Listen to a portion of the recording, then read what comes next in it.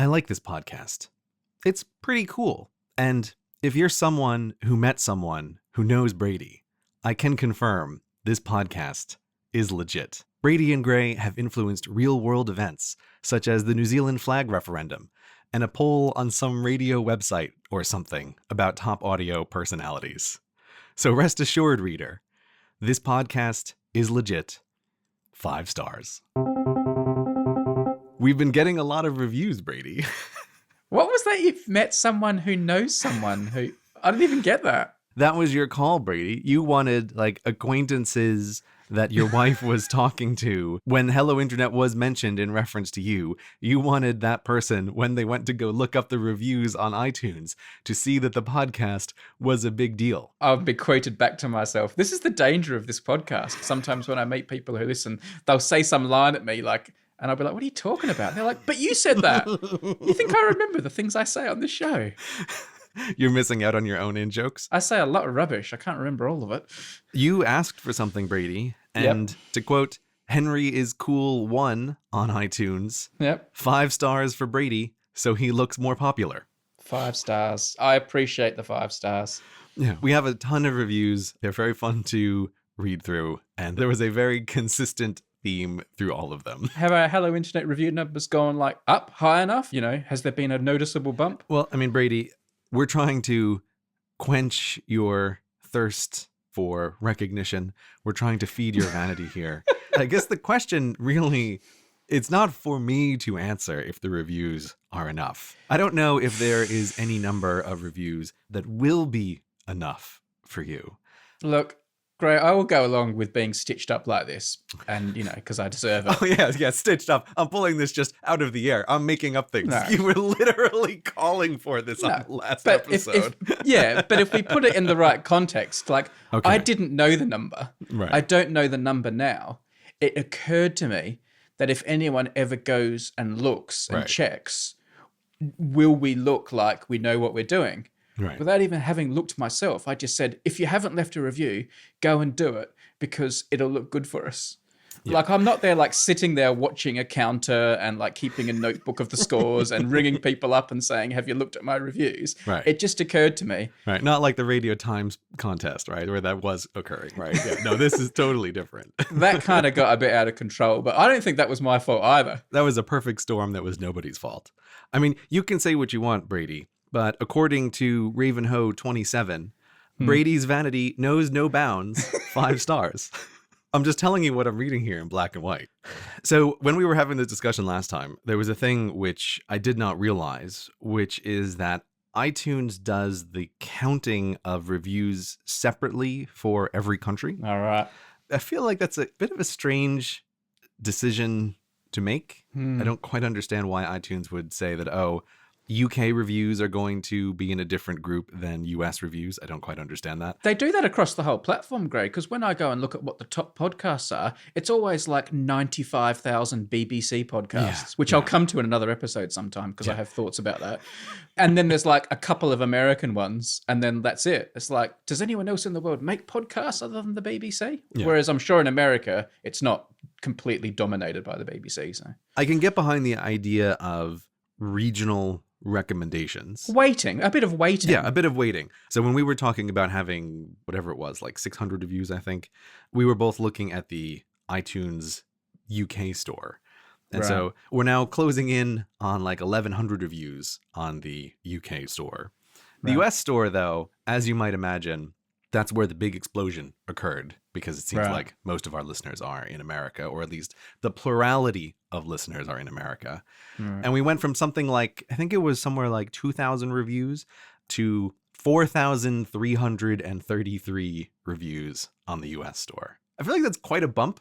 It's such a bump that while I am making fun of you for your vanity, that bump makes it feel like 10,000 is within our grasp. Like it's a thing that is possible. Who's calling for the numbers now, hey? I'm just saying, look, before it never really crossed my mind. But now it's like, I can see it on the horizon. It's not close, but it's within our grasp, Brady. So I'm looking at this 4,000 number and I am finding myself thinking, this needs to get to 10,000. I said 10,000 as a joke, but it's a joke that has lodged itself in my mind. So I can see that, like, we're close there. We're close. I would be willing to bet if you summed up all of the different country stores, we actually probably do have 10,000 or pretty close to 10,000. But I feel like that doesn't count. If your wife's friends, acquaintances are looking up the show, they're not going to sum it up. That's not how that works. I would love to see it actually hit 10,000 on at least one of the stores, probably the US store. I feel like, great, if we can get to 10,000 in the UK, it'll be like we've cracked America. That's like every overseas entertainer's dream, isn't it? You know, yeah, sure, we've done well here in the colonies and that, but if we can crack America, we can make it anywhere. Meanwhile, we have 8 reviews in the Nepal store. I'll take them. I'll take them. I hope we're doing well in Nepal. I hope we have a high 5-star rating over there. I was making that up. I haven't like set up a VPN for Nepal to see where we're doing there. I mean, Brady, you can on iTunes. You can scroll down to the very bottom and click the little flag, and then you can switch to a different country to try to see how you're doing in different spots. Right. But anyway, so yes, I have found it interesting. The reviews make me laugh. People are always funny on the internet. But aside from the reviews mocking your vanity, there was also a very consistent theme, which is people saying like, I love this podcast, but it's really hard to describe why, right? Or I have no ability to describe why I like the show and why I listen to it. But I really like it, 5 stars. So I enjoyed those as well. I sympathize with you people because I have the same problem every time I tell someone I do a podcast. Oh, I do a podcast. Oh, what's it called? And then I've got to like say, hello, internet, which I'm a bit embarrassed about. And they're like, oh, really? Oh, what's that about? And then I'm like, it's kind of like nerdy stuff and flags. I feel like we've lured a lot of like vexillology people in under false pretenses and we haven't been delivering lately. I think we need a flag bonanza sometime soon. I'll see what we can do. Right. But in the meantime, I couldn't help but check and just loaded up the Nepal store. Yeah, all right. What are we on? Let me guess. I'm going to go with 2. You are exactly right. We have 2 reviews in Nepal, but the store is listing us as not having received enough ratings to display an average for this podcast. So get on it, Nepalese. Did they write anything? One review is from Nepal, and then they put the Nepal flag emoji, which I feel like is on point. Not realizing that their review would only be displayed in Nepal. Come on, people of Nepal. We need to... Let's aim for a target in Nepal of 8,848 reviews.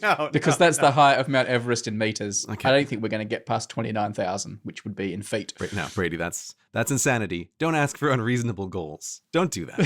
Just the reasonable goals. The reasonable goals on the horizon. So close. So last time, Brady, we were discussing the airline safety videos. And since that episode went up, I discovered that it is still comic relief season in British Airways. Comic relief meaning they're taking a break from anything funny. I got to see the video twice in the space of like 8 hours because I ended up flying out to the continent and back on the same day. And I was like, oh my God, I can't believe this. Like, here I am. And I was like, oh God, it's so awful. I took a little video. I put it up on Twitter. Comic relief season, maybe it never ends. Well, it's not even comic relief year this year. So they're clearly not bounded by any season here. They're just going for it. I really resent that video. It's like, I can't stand watching it anymore. But anyway, the biggest universal piece of feedback that I received from people is, hey, why are you watching this anyway? Why don't you just put on your headphones like a normal person and not pay any attention to this? You know what? That's an excellent point. This is one of these moments where I realize that there is something that I have not reevaluated in my life, which is, as I have mentioned on the show, my mom was a flight attendant for many, many, many years.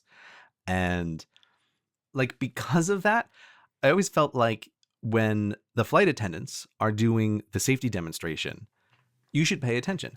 Because it's rude not to pay attention. I also feel like it's something I could be told off for. Like, because being at airports and airlines is always a time of like, we've talked about before, you're like hyper conscientious and you answer all the questions. You know, did you pack any scissors? No, I didn't. You're very deliberate. Yeah. And I feel like if I don't watch the safety video, I'm doing something wrong and they could like throw me off the plane or worse yet, tell me off in front of other people.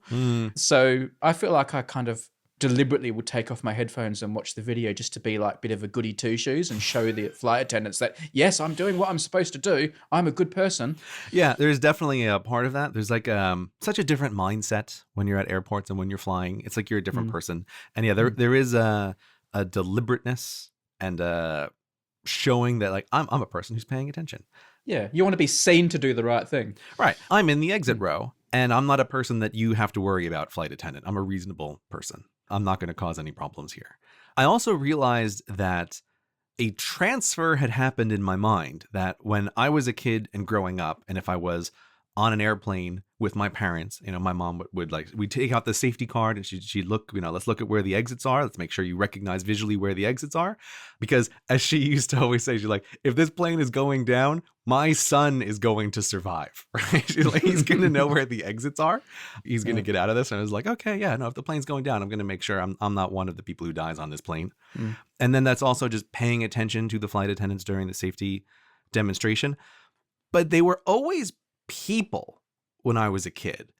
And I never really thought about it, but there has been this very slow, very gradual transition over time to the frequency of getting a safety demonstration from an actual human going down and the probability of watching a video going up, even on relatively small planes where it's been the longer holdout that there's a person doing the safety demonstration.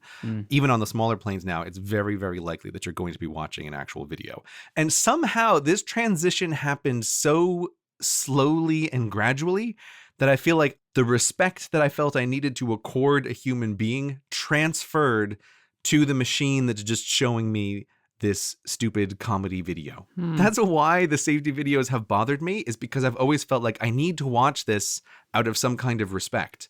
But I don't think I do anymore, especially not if they're going to be propagandizing me with 10,000 viewings of this same unfunny thing. I feel like, you know what, safety video that doesn't have specifics about this airplane anyway, I don't need to watch you. I don't need to pay attention. And I think if the flight attendant is just going to think worse of me because I put my headphones on when I don't want to watch the safety video, I think I'm just going to eat that in terms of social respectability. I think that's what's going to happen going forward. That observation you make is interesting, though, isn't it? Because even when they show safety videos now, on most of the planes I've been on, the flight attendants will still sort of stand in the corridor, and they might wave their arms once or twice in the general direction of an exit. But they always seem to be sort of standing there unnecessarily.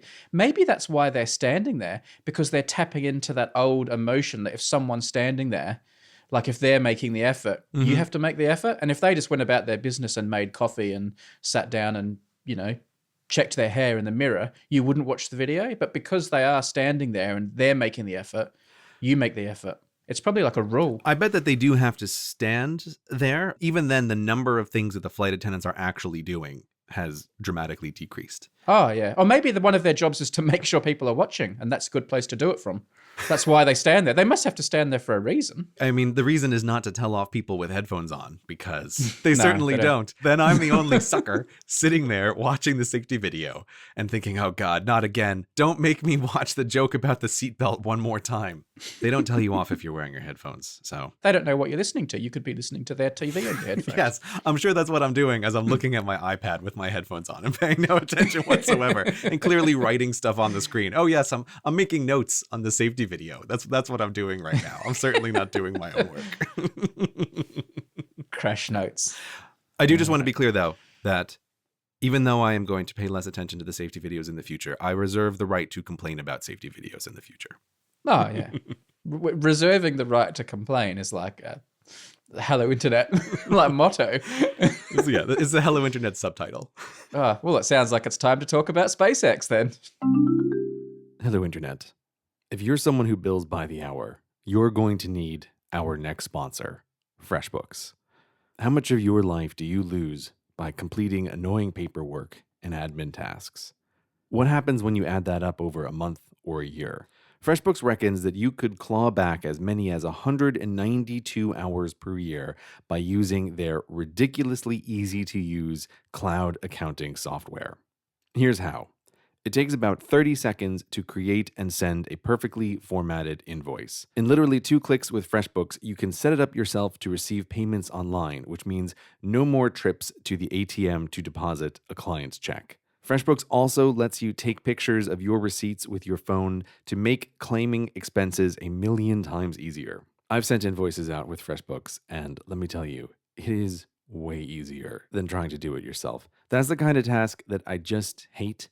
It's fiddly and important, yet somehow I can't quite get my brain to focus on it fully. I'm sure if you send out invoices, you know that feeling. Like, it's the most important thing that you can do, but it's also just a task that you kind of never want to do. FreshBooks just makes it easier and helps you get paid as fast as possible. So take back your 192 hours a year. That's 16 hours a month by using FreshBooks. To try FreshBooks for an unrestricted 30-day free trial, go to freshbooks.com/hello and enter hello in the How Did You Hear About Us section.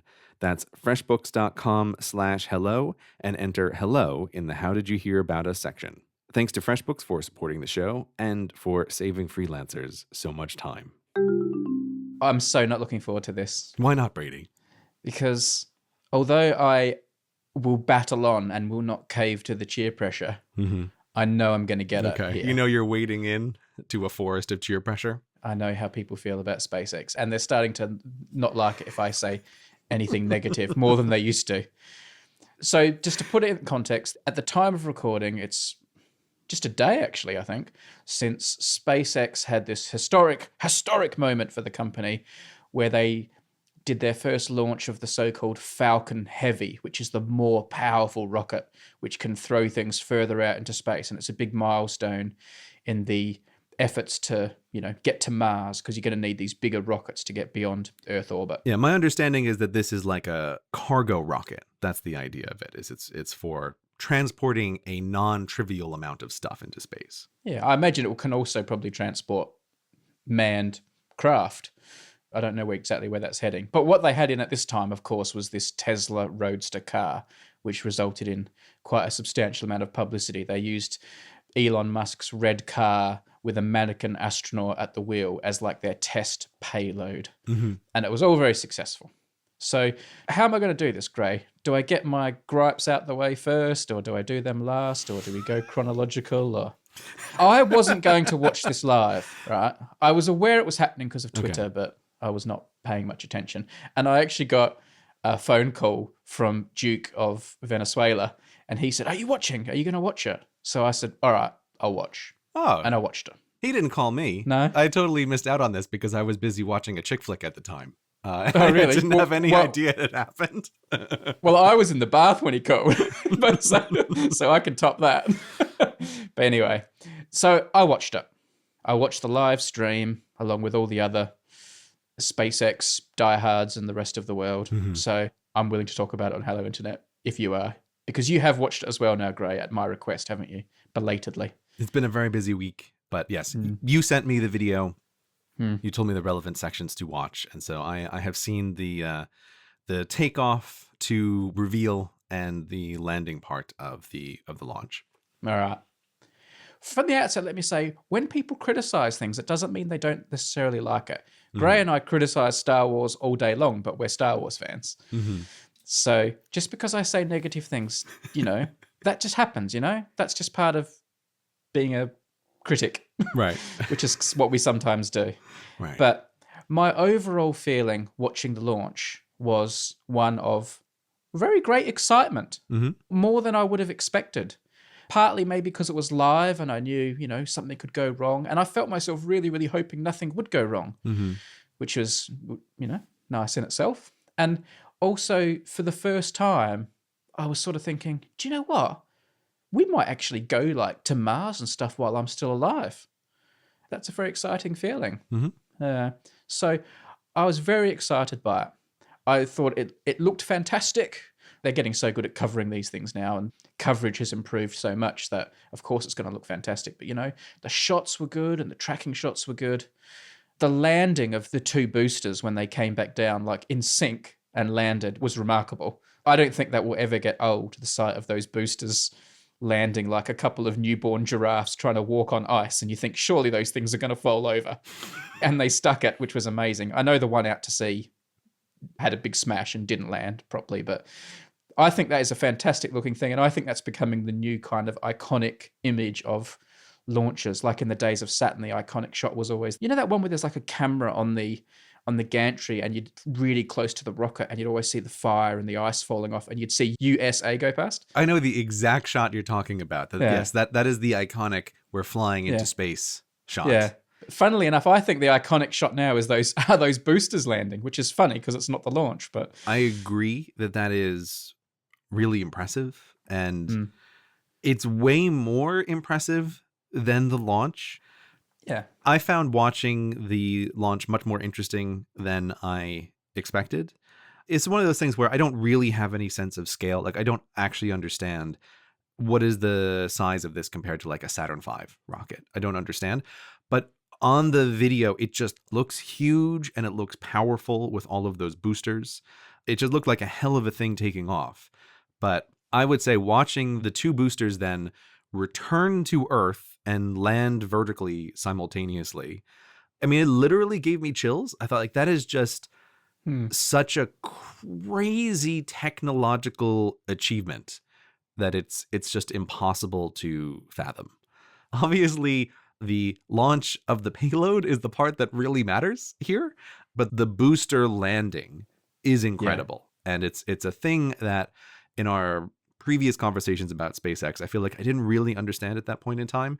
And this one was like, wow, that is amazing to see. I don't get all excited about it because I think, oh, wow, this is going to make space travel cheaper. Like, that's just boring accounting. The thing that about it that I'm amazed by is just how awesome it looks. Like, it just looks like made up. So good on them. But just one last thing about the launch and the coverage of the launch that I watched. And this is where I will upset some people.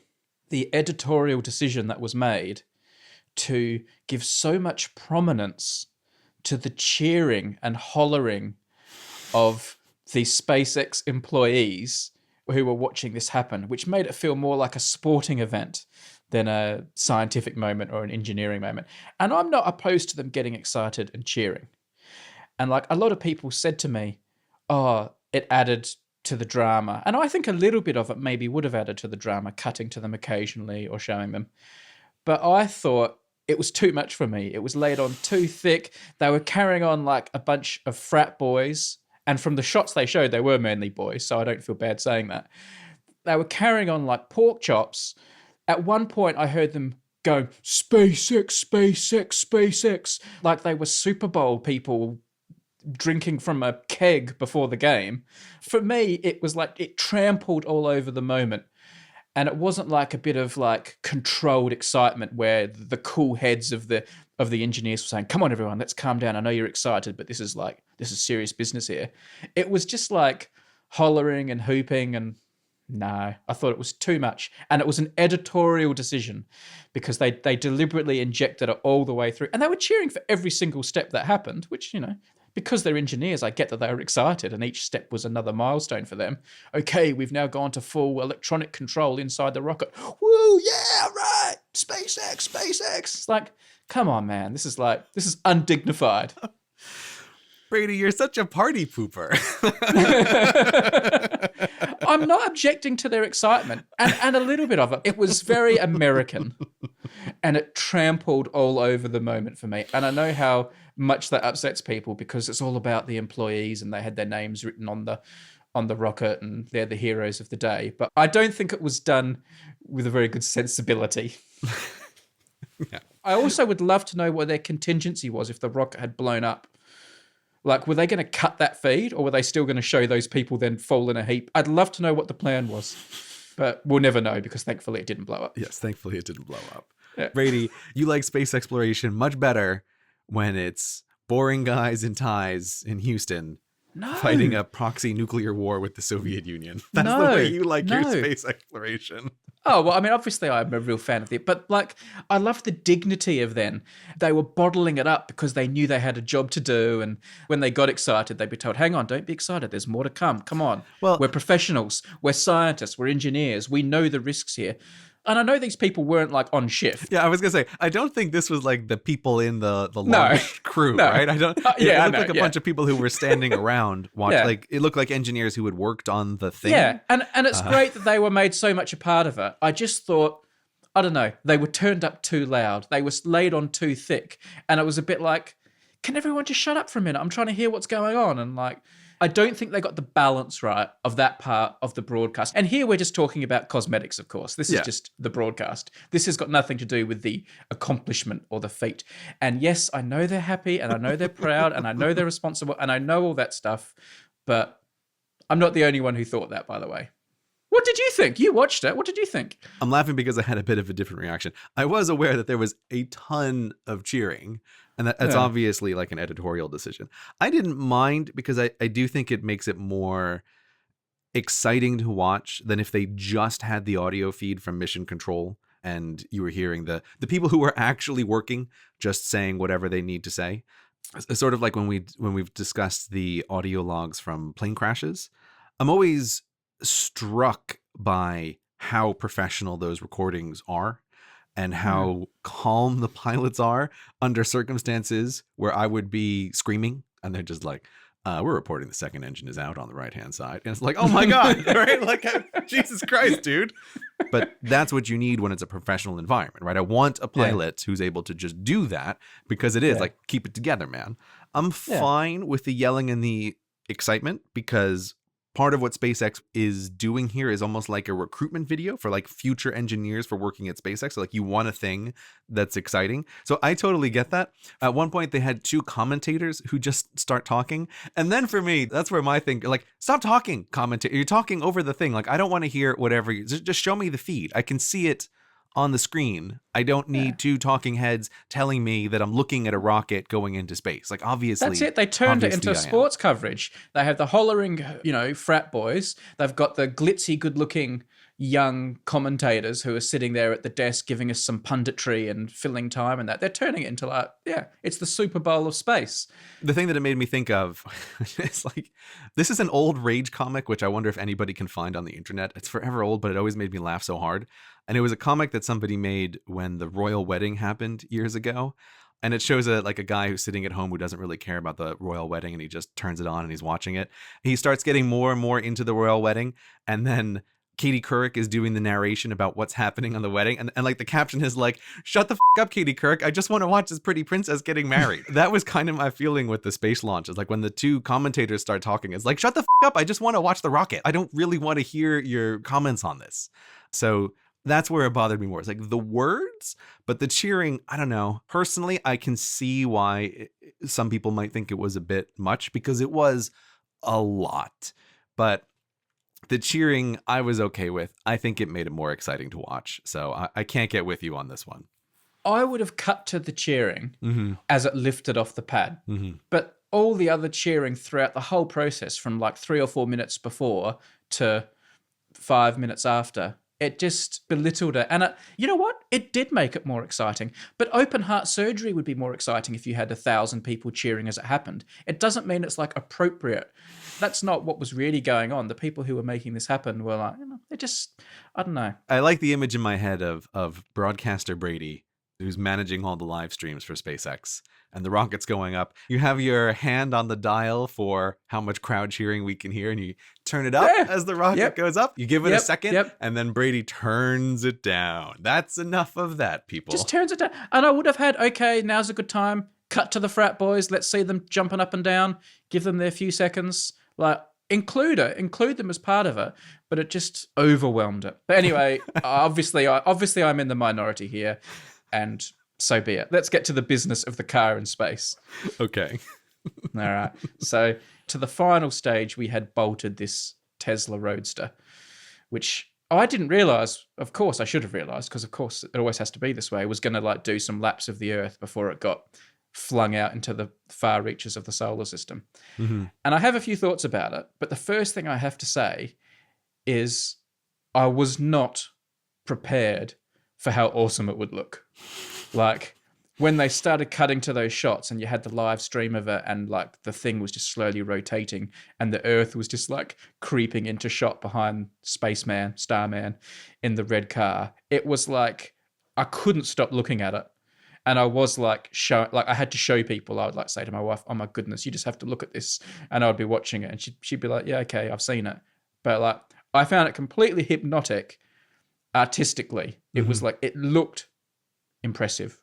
Yeah, I'll completely agree with you there. This is how I was aware the event occurred because when I was done watching my chick flick and I turned on Twitter, realized like, what are all these pictures? It's from space of this car. Like, I had a weird experience of the pictures look so, in some sense, so strange. Like, I had a very hard time understanding out of context, like, what is this actually a photograph of? And so I had to do a little bit of digging around about like, what does this situation actually look like? Not just from the camera that's on the front of this car, but like what is the actual situation that I'm looking at? But the pictures themselves, they're very impressive, but there's almost like sort of like the Maryland point where a photo can become so impressive it becomes unreal looking. Like I have a hard time looking at those photos and thinking of them as real, even though I know they are. It's just like I'm looking at a car floating above the earth. My brain does not process this as a real image. It looks very strange. So should they have sent a car to space or not? Yeah, of course. Why not? What could be the reason to not do it? Well, here's what I think about it. It looked amazing as like an artistic project, as a piece of art. I think that warrants it. Like it just, sometimes you have to do something. I mean, Musk himself said sometimes you just have to do something because it's fun and a bit crazy. Mm. And I think that completely justifies it. And I think, and whether or not they sent up a sculpture or a bright red car with an astronaut at the wheel, which was a bit more funny, or whatever they decided to send up, okay, they decided to make it an artistic project. The main argument that burns on the internet about this was if they're going to spend all that money, could they have used a payload that had a bit more scientific value? Like they didn't want to risk some $1 billion satellite, but could they have sent something up that was like more useful? And that's like, I think your position, that's clear from your noise. I understand the reason why people want to go down that road. Yeah. But like that road never ends. Okay, well, you could always, in theory, spend more money in a more practical way. There's never a time that is not true. That argument on its own, I find never convincing. Oh, this money could have been spent in a more effective way. Of course. All money, that could be true. So I don't find that interesting.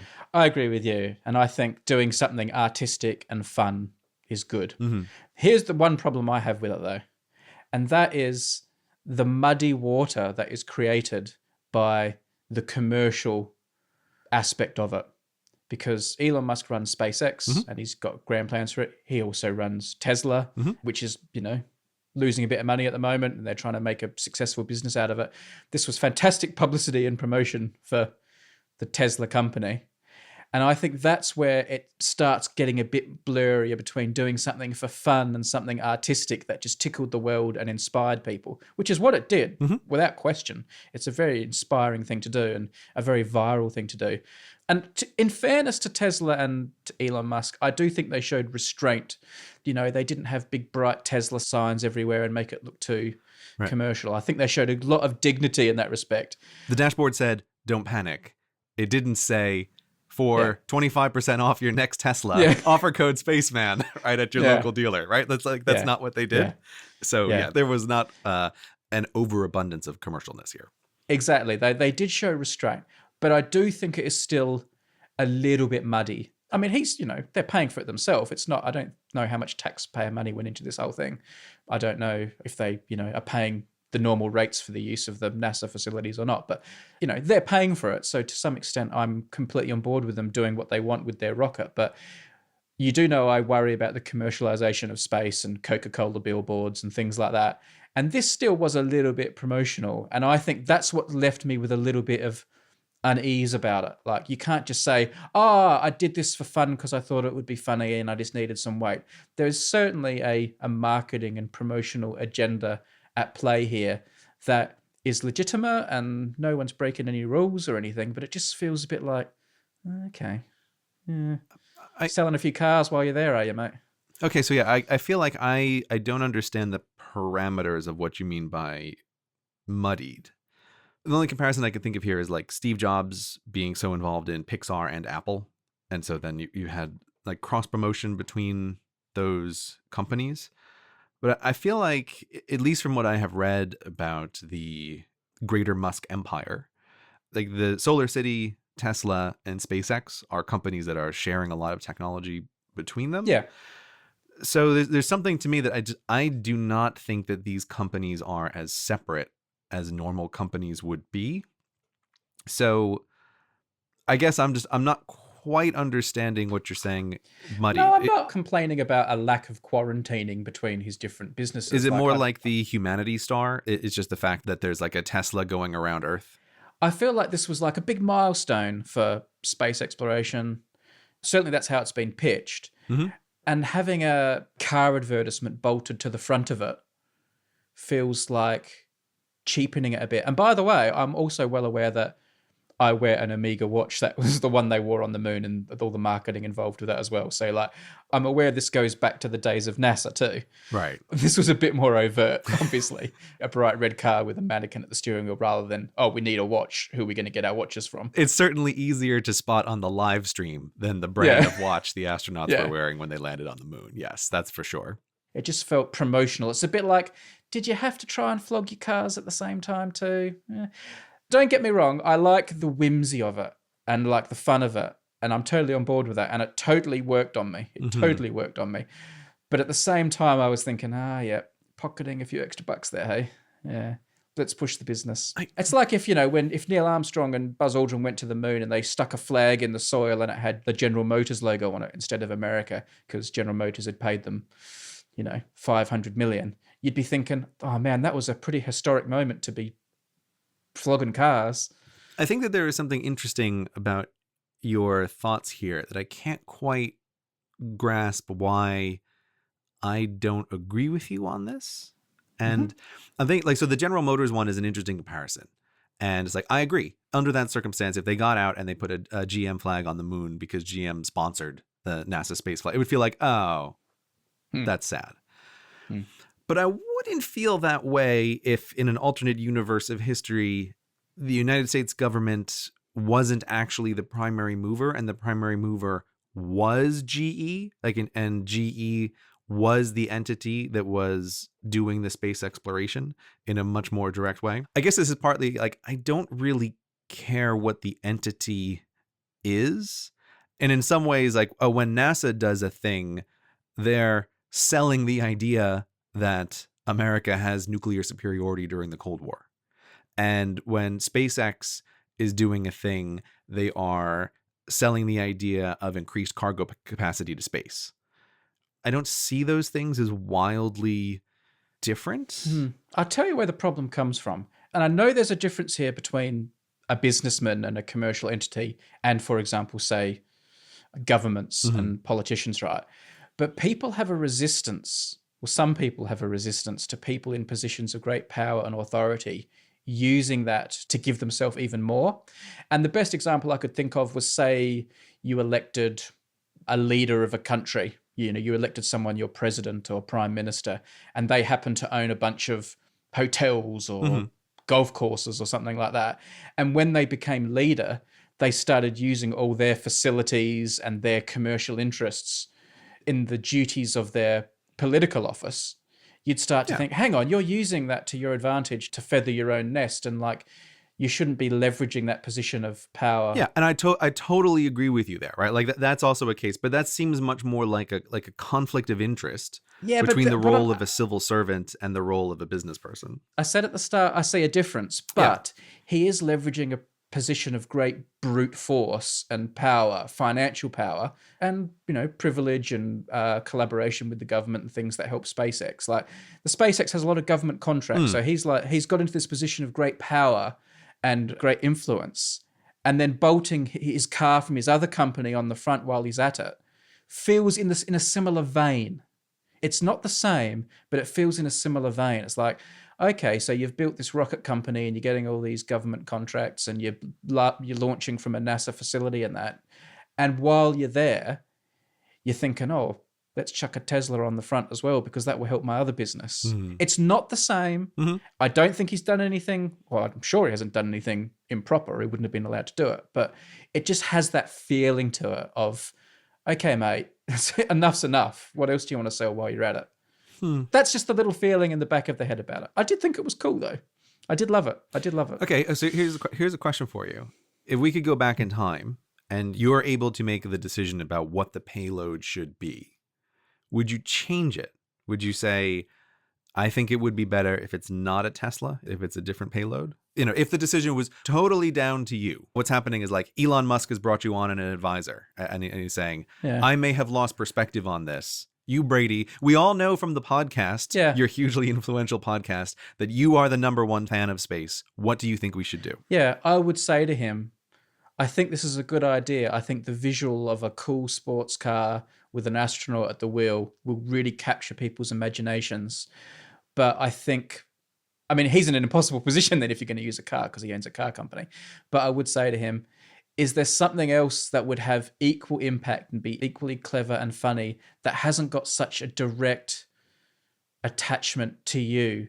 A, because of the commercial appearance of it, and B, because of maybe the slightly egotistical appearance of it. I'd say to him, I love the idea. I probably wouldn't have said to him, I love the idea, because I was wrong. I didn't realize how cool it would look. But now that I do realize how cool it looked. Yeah. In this scenario, you are both future Brady who knows how it looks and past Brady who's doing the advising, right? So my advice with all this knowledge of hindsight would be, brilliant idea. It's going to really capture people, but do it in a way that makes you look a bit less egotistical and a way that looks less like you're trying to do something commercial. Is there something else? Is there another way we could do it and achieve all the same good things without that kind of ickiness to it?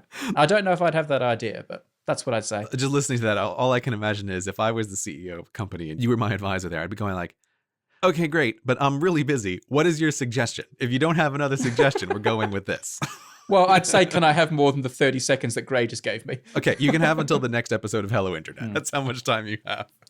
I don't know. It looked fantastic. And that ickiness, like, just to put things in the right context, that ickiness is less than how fantastic I thought it was. Like, on the cosmic scales of this, there is no doubt that launching a Tesla into space means that way more people watch this launch than ever would have. Yes. I'm not convinced that this actually sells a lot of Teslas, but it's sure, like, I can guarantee that this like increased the viewership of the live stream 50%, 60%. I bet it is some enormous amount versus a concrete payload with, you know, because it just makes it such a thing. And the subsequent coverage, I bet you it has sold cars. I know people that are looking at the cars now as a result. And also it just increases like the brand awareness. So, which is also probably why the chief executive would have laughed me out of the office when I went in there with my, let's not be so commercial. Hey, are you aware that you work at a company? You're in the wrong place. But yeah, the showmanship of it was very good. Do you want to hear my idea? Okay, what's your idea? If we're going to be icky and about money, what do you think of this? Okay. You know how it had that screen on it that said "Don't panic" on the display on the screen? I'm assuming that wasn't actually being displayed on the screen and it was stuck on permanently. Like, I don't know the answer to that, but my guess is that that's like a piece of cardboard or something stuck on there with "Don't panic" written on it. But either way, right, if it is a functioning screen, if they had some capability to change what was written on the screen, and every second they could put another name on there. CGP Grey, Brady Harron, Dirk from Veristablium, Jane Smith, Cyndi Lauper, right? Cycling every second with the earth in the background and everything, and a camera capturing it all. And you could buy your name on that screen for $100. And you could screen grab the moment your name was on the screen in the car with the astronaut and the earth behind. How many do you reckon they would have sold? 1 million?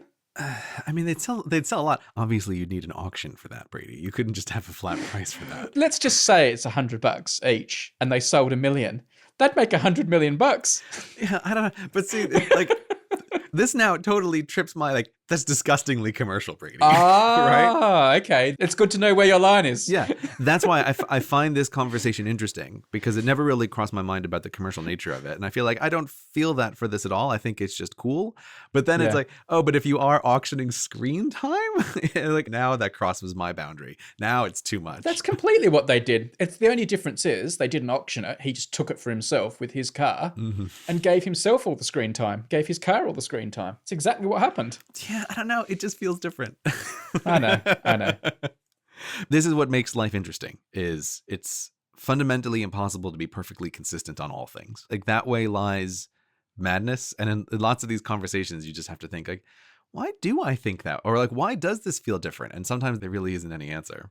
I mean, it's also my professional upbringing coming out here, and I am aware of that. I mean, I worked for the BBC for a long time, and the BBC is very sensitive to people exploiting its power for commercial purposes. So if someone calls you up at the BBC as a journalist and says, I've got a great idea for a story, it's about a new car I've made. Mm-hmm. Do you want to come and make a film about it? You very quickly have to make editorial judgments versus commercial judgments.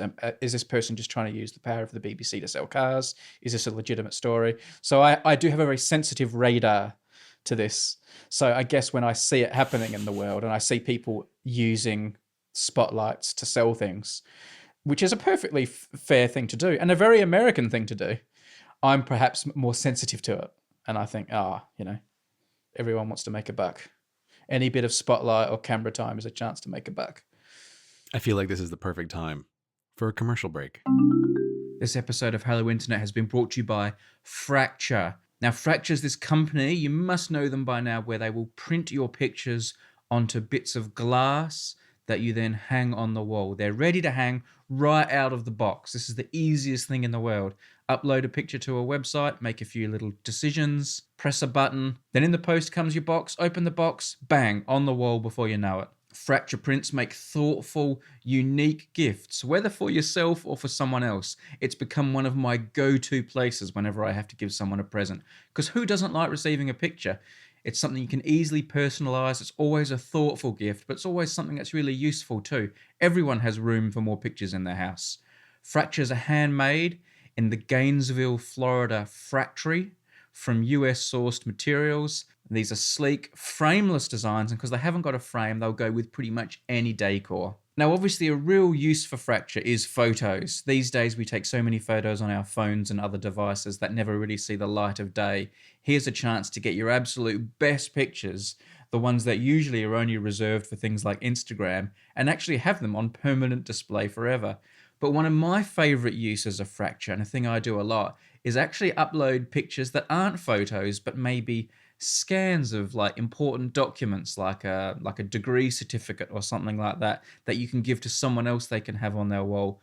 Or most recently, I actually had a friend create a bit of a work of art, and they've got the original, but they sent me a really, really lovely high-res version of it that I'd like to have on the wall. So what I'm doing is getting it fractured, and I'll have my own brilliant copy already on a piece of glass. Or maybe get pictures from other sources. For example, NASA have loads of amazing spacey pictures that are out there, high resolution in the public domain, and if there's a real cracker, why don't you get that put on a piece of glass and put up on the wall? I remember years ago, you used to pay a fortune for all these high-quality pictures of galaxies or the moon or space exploration.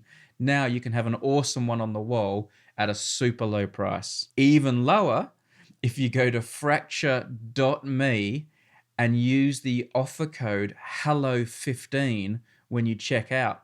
That's going to give you 15% off your first Fracture order. Go to fracture.me and then use the offer code HELLO15. And if you get the one question survey about podcasts, make sure you pick Hello Internet so they know you came from here. Our thanks to Fracture for supporting this podcast, and my personal thanks to Fracture for getting me out of a few jams when it comes time for buying presents. But it's not over yet with SpaceX. There's one last thing that Brady wants to talk about with this. And what is that, Brady? Well, I have been unable to get the answer to this definitively, and I think it's because SpaceX are deliberately being obscure about it. Obviously, the car was bolted onto the stage of the rocket. It had to be, because when it was going around the Earth, it still had to do another big blast off to start its huge orbit through the solar system out towards the asteroid belt.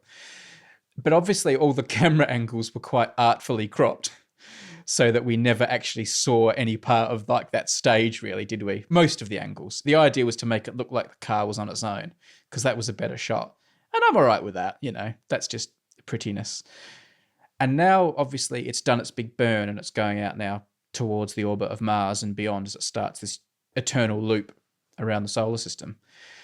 It hasn't been made entirely clear to me whether or not the car has been separated from the rocket after the rocket burn happened. Mm-hmm. I suspect it hasn't been. Although if you look at the official Tesla animation of this whole thing, the car is drifting on its own out towards Mars, because that's like a beautiful thought, isn't it? That the car's driving on its own with David Bowie playing and things like that. I don't know. I don't know the answer yet. It's interesting comparing how SpaceX treats this stuff compared to NASA. I mean, NASA drowns you in detail and tells you every single little thing that's happening to the point that it's almost overwhelming and too much detail. And SpaceX obviously are coming at it a lot of the time from a more PR-y standpoint and what looks good and what sells well. And I think the boltedness of the car to the rocket stage is a really good example of this. They're very silent on it, and this is where you see the PR coming into things more. This was the thing when I was mentioning before that the image seemed unreal, was my number one question upon seeing those images was, what exactly is the physical situation here? Because I don't understand. And I hadn't seen the launch at that point, so I thought, oh, everybody who's seen the launch must just know, and I don't have any perspective on it. So I went Googling around and trying to find it, and I was really aware of the same thing. Like, I can't find any information on, is the Tesla just on its own, or is it connected to something? I couldn't quite find it. And eventually in some Reddit thread somewhere, someone linked to this image, which I don't think is an official image at all, but they were trying to explain what the situation is. And the thing that I have just sent Brady to look at shows that the Tesla is mounted on the top of a rocket. Almost like if you imagine if you had like a trophy at home, someone was giving you a Tesla trophy, there would be a base and then a narrower part for the trophy, and then they would have a Tesla on the top of it. That's what it looks like. And when I was watching the live stream, after having seen this image, I could see that they show the rocket launching, and then there's a very strategic moment where the live stream switches to a map. They start playing the Spaceman music, and then it comes back and it just shows the Tesla as though it's floating in space. And what I think happened there is that they blew the hood off the top of the rocket so that the Tesla is now exposed to outer space. And then all of the camera angles are just from the side or just from the front, so that you don't see the rocket that the Tesla is actually connected to. And thinking about it, like, it has to be connected to the rocket for that final push into the orbit. And if it's connected to that rocket, it's like, well, where's that rocket going to go? If it's pushing the Tesla, it's just going to be right behind the Tesla. I don't think there's any point in separating them. So no, but I mean, there would be things you would separate. Just so I'm clear on what I'm saying here, I don't think they've been particularly unclear about what happened when it was circling around the Earth. Mm-hmm. And I've just sent you a link to a picture that Elon Musk himself put on Instagram that shows like the mounted trophy car. That's never been a secret. And the fact that they just had all the camera angles cropped so that it makes a better photo to showing the car in space, I can live with that. Why make a messy photo showing the rest of the rocket when you don't need to? Mm-hmm. The thing I'm less clear about is it would be common to do like an injection burst to leave the Earth's orbit and then leave your rocket behind. That's what they have to do with probes, like, the telescopes that they will send out far into space as well. They eventually have to get rid of that huge hulking rocket behind, and you have a payload separation. So I thought it was possible there's just like a tiny, tiny little rocket or charge or something that will give the car an extra push, and the rocket will like eventually start trailing behind. That's what you would normally do, because all the imagery and the official animation from SpaceX shows the car on its own, like drifting past Mars, and the car's on its own now. It's no longer bolted to the top of the rocket. But they didn't show that happening, and they haven't showed it happening. They don't talk about it. I don't think it's like a conspiracy or anything like that. I just think for PR reasons, they don't want the image that we all have to be a car stuck to a rocket for 1 million years going through space. They want us to be thinking it's just the car with the astronaut on its own. And whether that's the case or not, I still don't know. Maybe that is the case. It's suspiciously quiet to me at the moment. Maybe by the time this podcast goes out, I'll know differently and I'll do a mea culpa. But I think they're being a little bit PR-y at the moment. Yeah, at the time of the recording, it is unclear to both of us what the final situation is for this Tesla in space for millions of years.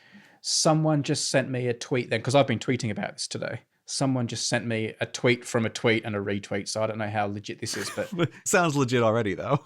Someone with a blue tick tweeted, I now have confirmation that the Tesla remains attached to the Falcon's second stage, which is being observed by asteroid experts. It makes sense he'd want it attached to the main rocket because it'll be easier to track and all that sort of stuff. But I'm becoming increasingly convinced, until Elon Musk tweets me back and tells me otherwise, that don't have an image of this car floating through space on its own. There is a hulking great rocket stage attached to the bottom of it. Again, it doesn't matter. Still awesome. Still made nice photos, but it shows an interesting difference what's going to happen now with commercial space exploration. NASA's always is transparent almost to a fault, aren't they? They tell you too much. And the commercial guys are going to be a lot more, we'll just show you what we think is going to get us the most retweets. Well, Brady, NASA wants those retweets too, you know. They do. Yeah, that's true. Everybody wants the retweets. Oh, yeah, I forgot about Spider-Man Gate. Can't escape the retweets. You know, my little nephew listens to the podcast. It's like his bedtime thing. Right. I was with him recently, and we were talking about when Uncle Brady spoke on the podcast about Spider-Man in space. And he was like, I think he said something along the lines of, I really wanted to see Spider-Man in space. It sounds really cool. I sort of smugly just smiled to myself and thought, well, he's just a little boy. He doesn't really understand what we're talking about on the podcast, does he? And I'm like, yeah, it looks pretty cool, doesn't it? What do you think Uncle Brady thought about that? And he just looked at me really solemnly and said, you didn't like it at all, but I think it's good. So he knew exactly what I was complaining about, but he still thought it was awesome.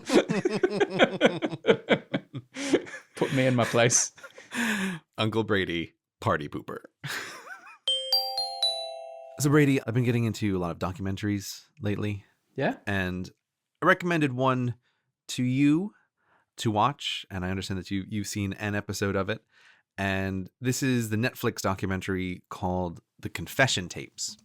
It's about this thing that we have touched upon on the show, which is my belief in the frailty and the easily manipulated nature of human memories. And this documentary series, it's like a series of TV shows, I thought it was very, very interesting to see. But what they're doing in each episode is they're talking about a trial where it is believed that the defendant has submitted into evidence a false confession for one reason or another. I find this stuff personally horrifying on a variety of levels, and I thought you might want to watch it before the show. Did you think it was good? I watched one episode. I watched episode 3, third one on your advice, and yeah, I thought it was pretty good. Thought it was all right. I don't know why that episode was the one you decided to recommend to me. I'm sure you'll tell me, but I love this stuff, by the way, and I'm going to watch all of them because I find it fascinating. But I do feel like I'm getting a little bit jaded by, like, criminal stuff and podcasts and documentaries is all the rage at the moment. It's everywhere you look. And this sort of wrongly convicted people thing has become since Serial has become a real big thing and everyone loves jumping on it. And as far as those things go, I thought this one that you got me to watch was a pretty standard, run-of-the-mill, unexceptional case that made me a little bit, yeah. I wasn't outraged by it. It didn't move my emotional needle very much, but I thought it was well made and good, and it's made me want to watch more. And I guess in some ways, the typical blandness of it maybe is a good reason that you chose me to watch this one, because it was so typical of this sort of forced confession thing. But yeah, I wanted to mention it because I feel like it didn't have any particular special circumstances. Some of the other episodes have, particularly the first one, which is a two-parter, have what I would regard as somewhat appalling special circumstances with regards to the confessions. Yeah. But in this episode, it is that, like, here is how just a normal person gets sucked into this thing. It's a guy whose girlfriend is killed in a bar, and then the bar is set on fire, and he's brought into the police. And as these things go, the police start questioning him, and he eventually gives a confession, which he says is a false confession. There are a couple of things that I was just thinking about watching this. And you say the crime stuff is very popular, like it's very zeitgeisty at the moment. And very much, it's like, man, people sure do love crime. It's a thing I'm aware, like if I'm in a bookstore, I'm always aware of, like, oh, there's a whole section which is just called true crime, which is 1,000 books, right? Just about criminal stuff. And yeah, it feels like there's an overabundance of crime podcasts that exist in the world. But this is a thing that I I still wonder about is, does the average person really have any idea about false confessions or how unreliable human eyewitness testimony is? And in this episode in particular, one of the jurors makes a few comments about not being aware of things or simply not believing, like, well, if someone had a confession, like, how could it possibly not be true? Who would ever confess to a crime that they haven't committed? And I was watching this and I just kept thinking, why don't we have professional jurors? I don't understand why it's like an advantage to pull a bunch of randos off the street and have them being the one in the trial circumstances. Well, because here's the thing. I feel like, having watched a bunch of these episodes, this idea kept coming into my head that part of the problem is not even just that you can manipulate a person into confessing a crime that they did not commit. The other half of the problem is the way that the prosecution can manipulate the jury to get a win for the prosecution because the jurors are unfamiliar with what the system is. Surely it would be an advantage to have people who are professional jurors, who are familiar with how the whole system works, doing this, who don't have to anew be explained every time, here's what police procedures should be, who don't have to anew every time be introduced to and convinced and sold on the idea that a confession is not as a reliable piece of evidence as you think it is. It's just blowing my mind thinking about the man hours as a society we must invest in re-explaining stuff to every brand new pool of jurors that exist. And I'm just like, is there something that I'm missing here? Is there an argument against professional jurors? Like, I've never really thought about it until yesterday and today when I was watching these episodes, but it's just like, I can't get this out of my head. Why is this not a thing that we have? Oh, you're making my head explode. I've thought of so many things to say, I can't remember them all now. Well, I'm sorry. I mean, every jurisdiction's different, and I can only talk about jurisdictions in which have experience as like a journalist and have lived in. The first thing I'd say is, in most of the places I've lived, we do have professional jurors. They're called judges. And in a lot of jurisdictions, you can choose, if you wish, to be judged by the judge, the professional juror, instead of a jury of civilians. And the reason most people don't do that is because juries are actually in the defense's best interest in most cases, and they would prefer to have a jury. So it's suggesting that a jury is too easily manipulated by the prosecution. I think it's the exact opposite, and they're too easily manipulated by the defense. Well, I think we could say that they're too easily manipulated, right? Well, fair enough. And we have this thing that it's enshrined in law in some places that you can be tried by your peers, and it's not enshrined in law that you can be tried by professionally appointed, government-appointed officials who are part of, like, the establishment. And I think that would cause an even bigger problem. If everyone was being tried by government appointees, you can see that's the thin end of a wedge that's going to get really problematic really quickly. I think when you say it like professional jurors, you've got this nice idea in your head of, like, you know, just smart, super fair, impartial people. But they have to be appointed. And who appoints them? A government.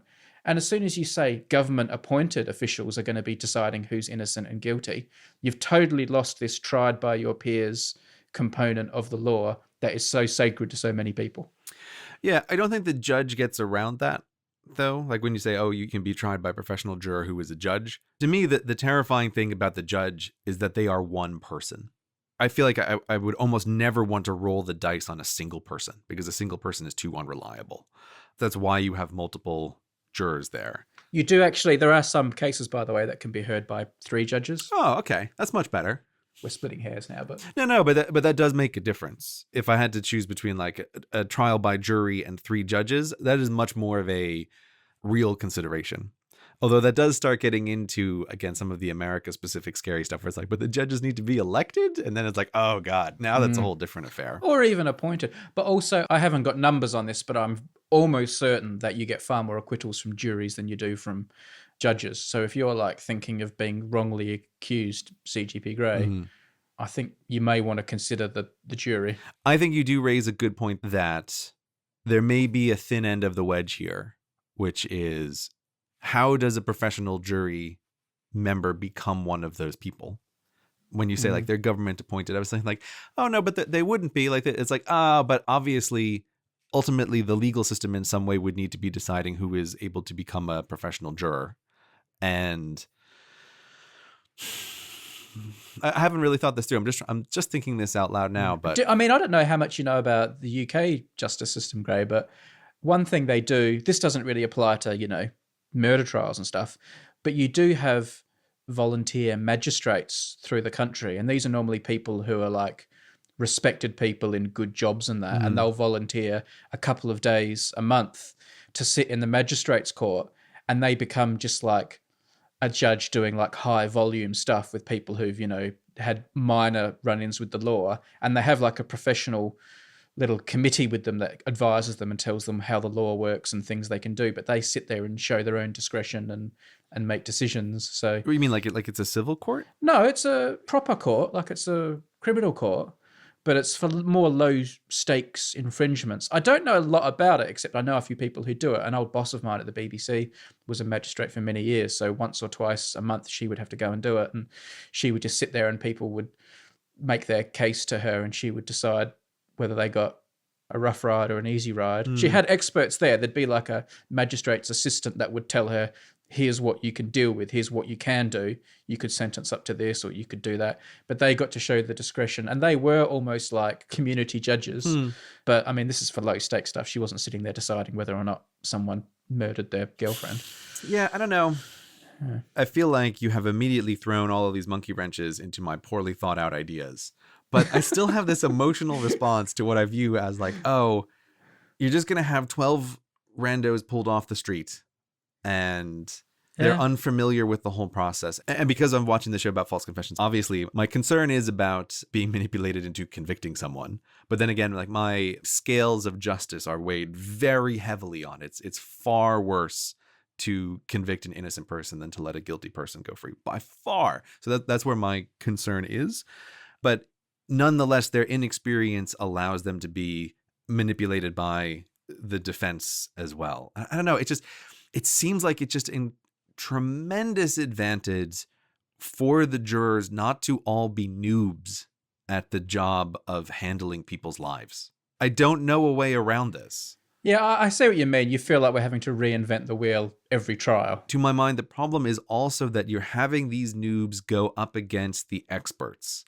And so the trial lawyers on both sides are able to see how jurors react to different things over time, or different cases, or different ways to present things. I feel like it is extraordinarily asymmetric. I just don't think this is good. Or even things like, my dad's a lawyer, and that basically excludes him from ever being able to be on a jury ever. Like when he's been called into jury duty, it's like, oh, you're a lawyer? Get out of here. Right? Like we don't want you on the jury. Have you ever been summoned for jury duty? I haven't, but I'm in a bit of a funny situation living overseas. But I received a summons, and then there's like a form that you fill out that says, LOL, I live 2,000 miles away. Like it's not going to happen. I'm not coming back to North Carolina to sit on a jury. Have you? I never have. No. I remember once being in a court covering a trial, and there was like a fire evacuation in the court building, and we had to go out through the jury room. It was so exciting getting to go into the jury room, and all their personal stuff was lying around, and it was like, oh, this is so naughty, because they're so sacred to the jury. Right. Getting to go through their room was like a real treat.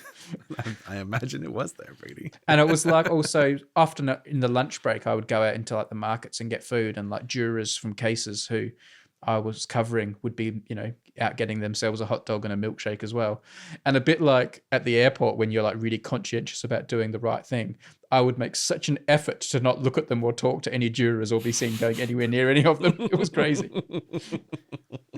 It's because you're very responsible, Brady. Very responsible. You're a very responsible member of the media.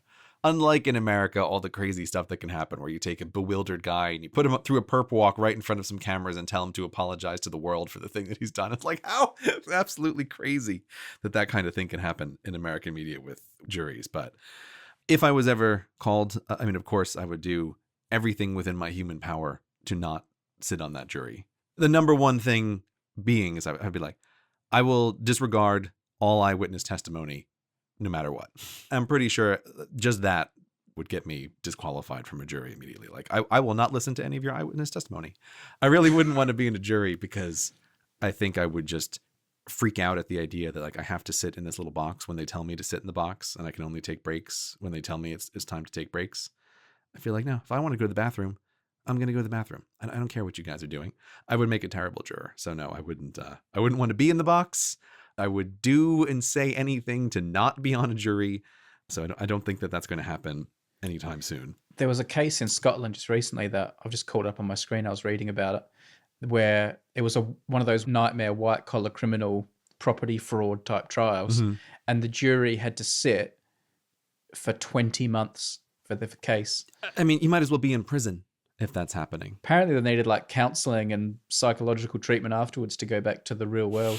And because of Scottish law is really strict about the 12 jurors thing, and there were 12 of them, if one of them like left or something, the whole trial would have collapsed. So they all had to like make sure they could see it through so that the trial didn't fall in a heap. This is why I don't want to be on a jury. I would forget. I would like, screw your trial. I'm going home. Right? What happened to those people? Did any of them have like, did they lose their jobs, or like, did they just lose a bunch of money? Did their employer have to pay them all that time? It's a long time. It's a big chunky of life, 20 months. Yeah, I know at least in the US, you're basically screwed if you get on a jury. There's some amount of compensation that you get that is insultingly low. Like, here, have $1 a day. I feel like, you know what? Keep your goddamn dollar. Don't think like you're paying me and we're even now. You take this dollar and you shove it up your ass for me losing a day of my life. So your employer doesn't have to pay, but presumably they can't sack you. Like you must be allowed to go back to your job, I hope, or I don't know. Yeah, I don't know. I don't know how it works with it, work like that. I don't know, but it doesn't sound fun. One last thing though, that again, watching this show just hammered into me as thoroughly as an idea can be hammered into a person, even someone who is the son of a lawyer, is the idea of just like, the police are not your friends. Never talk to the police ever for any reason. It's like the world shouldn't be this way, but it totally is. And it just makes me feel bad seeing people get caught up in the idea that like, oh, I'm just trying to help the police because they need to clear me as the boyfriend so they can move on and find who the real killer is. But it's like, that's not really the police's motivation. The police's motivation is to close this case as fast as possible. And you're sitting right in front of them. Get the clearance up on the board. Yeah, exactly. Like, you are a file that's a stack of files that needs to go away. And if I was ever pulled in to talk to the police about anything, it's like, I will say nothing unless my attorney is here. They'd be like, oh, we just want to talk to you because the Queen was assassinated and you were in the crowd. We have you on CCTV. We know you didn't do it. We just want to know if you saw anything that could help us. I'd be like, I'm not saying a goddamn word until my attorney is here. I know how you people work. I wonder if it would be any different though, if someone like you really loved, like had happened to them, whether or not you'd be like more eager to help the police just out of some kind of devotion to. Obviously, it's different if the person's died, but say, you know, someone you loved was kidnapped, and you were thinking, well, I've got to just do everything I can to help the police to, you know, get this person back, or I don't know. Yeah, I mean, I know kidnappings are not pretty rare, but kidnappings are rare, but it puts you in a really difficult position. That's the other thing, which I think the details of it never quite crossed my mind, but watching this documentary, it also really solidified, is in every episode, it's somebody who has lost a very close loved one, right? It's a girlfriend, or it's parents, or it's a child, or it's a spouse. And it never really quite occurred to me how horrible this situation is, where it's like, okay, you have lost your wife, and then you're going to spend 16 hours a day for the next 3 days being interrogated by the police while you're in the middle of the worst emotional event of your entire life. And I think it had never really crossed to me the true horror of that. Like, you're in a daze, but you also have these people who are just asking you questions about absolutely everything. And you're obviously the number one suspect of what's going on. It's like, it's not bad enough that you've lost a loved one, but you're also getting like bullied at the same time that this is going on. obviously the police have to talk to the people who are the most likely suspects, because when someone dies, it's like, well, let's put that family up on the board. Like, it's probably one of these people. So I don't know how to resolve that, but it just seems inhumanly cruel to immediately start questioning someone when you find out, like, oh, their girlfriend has died. Let's take them to the station right now to do an interview. I can't imagine talking to anyone under those circumstances. I'd be like, I'm sorry, I need to go curl up in a ball and just cry for days for a while. Like, you can call me in a week and maybe I can put together a coherent sentence. Like, I can't talk to police officers now. It just seems so cruel. But you do need to, obviously, you know that you need to try and sort out crimes as soon as possible after they happen before evidence vanishes. But let's put that to one side, because that is an interesting conflict. Do you think that you are being naive to think that you can get a confession or someone to tell the truth just with logic or catching them out in a lie? Or do you think, like, in a real world where bad people do bad things and then lie about it, that you need to use some dark arts to get to the truth sometimes, and it's unrealistic to expect this sort of goody two-shoes, fair's fair approach? And when you're dealing with bad people, sometimes a bit of tricking them can get you to the truth. I think that the legal system is so important that you can't have it be the system that uses the dark arts. I mean, that to me is like, okay, professional jurors, maybe there's a thin end of a wedge here where the government starts appointing the people who are going to decide who is innocent and who is not innocent. But if you say, like, oh, the police can use tricks to try to catch the bad guys, I just can never get behind that, because I feel like it sullies the entire system.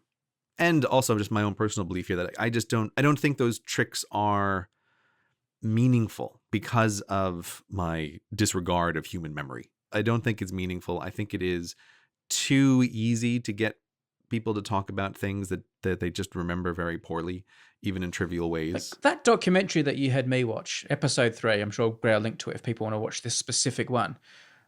I watched that, and obviously there was no recording of the second day of the questioning of this guy, so who knows what happened. But if we're just going on what we saw in the documentary, a lot of what I saw that policeman doing was just kind of like building a rapport, even though he's faking and being insincere, and I can't believe the guy didn't see through it. Like, do you think it's wrong for a policeman to try and build a rapport with someone who they think's a suspect, build up a level of trust, even though it's insincere, in the hope that you get to the truth? I think that's a trickier question. Have you happened to see also on Netflix, there's a series, which is a fictionalized series, but it's called Mindhunter. Have you happened to watch this? I just finished it last night. Yeah, so no spoilers for Mindhunter for the listeners, but this is a main plot device in Mindhunter. It's like building up insincere rapport with criminals. The big difference there is, I feel like, in that show, the FBI agents are talking to convicted criminals. So I think there's a big difference when you talk about someone who has already been convicted. At that point, like, do you want to build up a false rapport with them to get information? Like, whatever. I don't have a lot of problem with that. But I do have much more of a problem when you're talking about someone who is presumed innocent, someone who is just a suspect. And I have even more of a problem with it when the rapport that you're building is all pointing in a particular direction. So the police officer is saying things like, well, we all get into fights with the people we love the most. And he's like, well, I've never thought about divorcing my wife, but I sure have thought about strangling her to death. You know what I mean? Yeah. And it's like, that's not building rapport. That's how you start planting ideas in the mind of someone going through trauma. It seems like it's rapport building. And if the person was guilty, maybe it would be, which is also partly why I selected that episode, because I feel like of all the episodes, that is maybe the most ambiguous one. But it's like, it's rapport building, but it's rapport building that's pointing toward something. So that's why I can't go along with it, because it's also a person who is presumed innocent. I mean, we discussed this issue a bit. I always feel like you see it in very black and white terms. I don't feel like you sort of see some of the shades of grey involved. But in some ways, I think maybe you're right to be that way when the stakes are so high, and it's important that a system retains so much integrity. So it's hard to argue against you. Although I think in practice, like, I feel like a lot of crimes might go unsolved. But I know you're kind of, I'd rather have 10 unsolved crimes than one falsely imprisoned person. But yeah, I mean, again, this is where the criminal justice system to me is the most perfect example of this way I think about a lot of things in society, where you can just, there are outcomes you want, and there are dials that you can turn on this big machine to try to get the outcomes that you want. But you don't know exactly how far to turn all of those dials. You don't know where to precisely tune them. You can only have answers about tuning too far in one direction or tuning too far in the other direction. And so, yeah, I'm particularly with criminal justice, I'm always leaning on the side of, if we have to tune too far in the direction of letting too many people go, that is a vastly preferable option to convicting innocent people. But there are shades of gray here, but I feel like I can't sign below the document that says I'm okay with using dark arts and tricks in the pursuit of justice, even if you have the most noble of police officers behind that pursuit. I hope you don't use any of these techniques on me when you lull me into talking about SpaceX and Elon Musk and get myself into trouble. What, I'm the interviewer here, coming like, You're the cop. Oh, I could see why you'd think that, Brady. Tell me more. And I'm just digging myself deeper and deeper. Yeah. Gonna have an inbox full of Elon Musk fans now. Right. I'm making casual comments about the commercial nature of Tesla, just unrelated to Build Report to you, Brady. Yeah. Listeners don't know that we did discuss the commercial interests of the world for 20 minutes before we started recording, because I was trying to prime Brady. I did like that Falcon Heavy stuff, I know. I thought Brady. it was good. Everybody knows. Don't worry. The people know. Hello, Internet. This episode is brought to you in part by Harry's. Harry's is the company that's all about a great shave at a fair price, which is why over 3 million guys have switched to Harry's razors. Harry's is the company that lets you get everything you need to shave without having to leave the house, which is my favorite thing about any company over the internet, not leaving the house. You can just sit at home and the razors come right to your door. No effort required.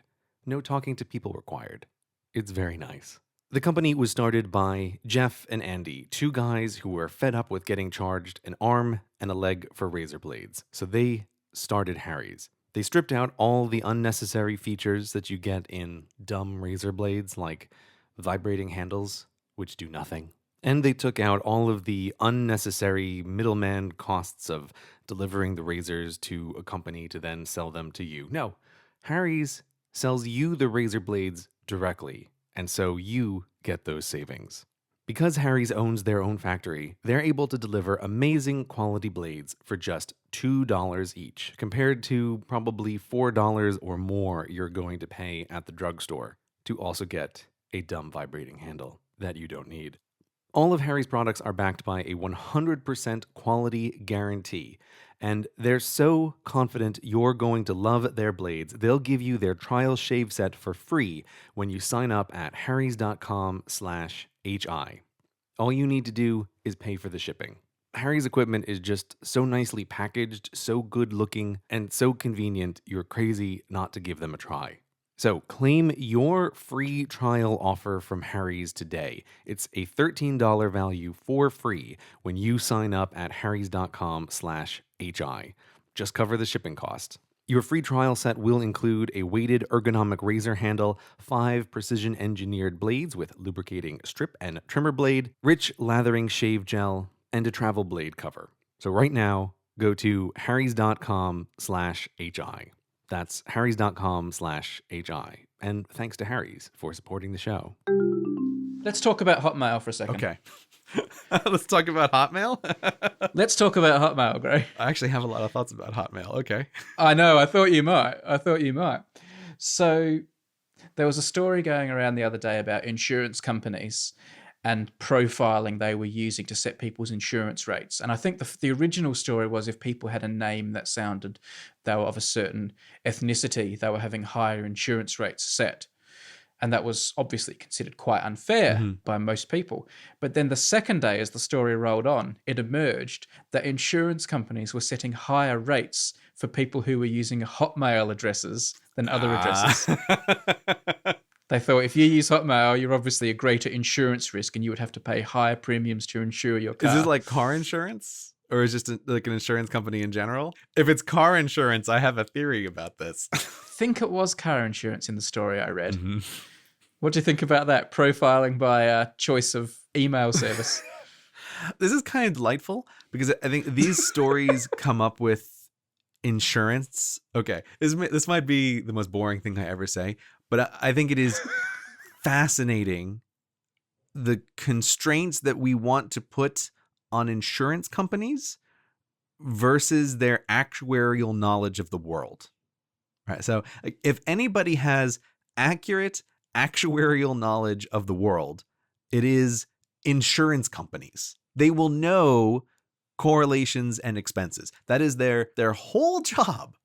But then there is this intersection where insurance companies run into the real world where we say like, oh no, insurance company, this correlation is not okay. You can't use this. And I feel like insurance companies are just at this real intersection of these two things where it's like they can know things, but we force them to pretend like they don't know things. Well, otherwise it will get to a point where they're no longer like sharing risk. Right. Well, yeah. If they become all-knowing, insurance ceases to be insurance and it just becomes paying for stuff. Yeah, but that's exactly it. Like, that is the super fascinating thing, right? Because the only reason insurance exists is because they don't know everything. But as their knowledge increases, you are 100% right that the insurance company just trends toward the cost of the thing. Right. And then it's like, wait, there's no business here at all. Right. So it's like insurance companies can only exist in a world that has some amount of uncertainty. And then we want to enforce uncertainty on them as well. And like the Hotmail thing, my total guess here for car insurance is that I'd be willing to bet that Hotmail users trend much older on average than the general population. And I'm going to say that much older people are going to have higher rates of car accidents than the general population. No, that's not true. I think older people get cheaper car insurance. I think it's young 21-year-old males that are most likely to wrap their car around a tree. That to me is the prime example of, do you allow an insurance company to do this? Is the teenage boy driving a car.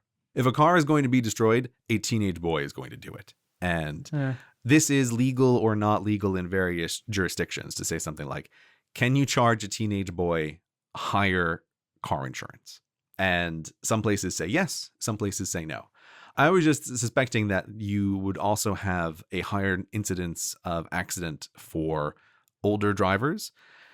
I'm at least thinking of places in America where I'm always horrified by people who are like wildly unqualified to be drivers who still have driver's licenses. That is just my theory of like what might Hotmail be correlated with. I mean, you probably are right, because you usually are, but that wouldn't have been my guess. I hadn't thought of Hotmail users as being older. I can see why you would say that, but I thought it would be more the case that they were figuring Hotmail users were less professional and therefore maybe less likely to be very responsible people. Yeah, or just like, you know, anyone who's using Hotmail has obviously made poor decisions in their life, so they're going to make poor decisions on the road. Could also just be the correlation. Yes, I do have a Hotmail account. I've had it since the internet was invented. I had it since you were a boy, Greg. Right, yeah, no, of course. So I've just kept it. So I do have my Hotmail account. But I do have numerous other ones. No, of course you do, but don't use that when you're applying for your insurance, right? That's what you don't want to do. This is another dial of society that I don't really know how to adjust, because in general, I feel like I'm okay with insurance companies charging different rates to different people, but there would come a point where it's simply not insurance anymore if you just know too much about everybody. So that like there's going to need to be something like that. But I think the Hotmail thing is funny, and I personally don't have any problem with it whatsoever.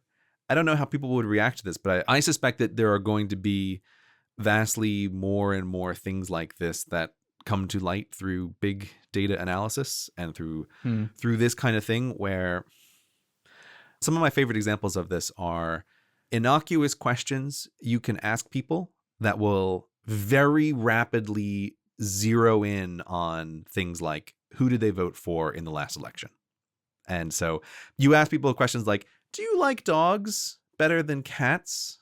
And questions like that seem like they have nothing to do with anything.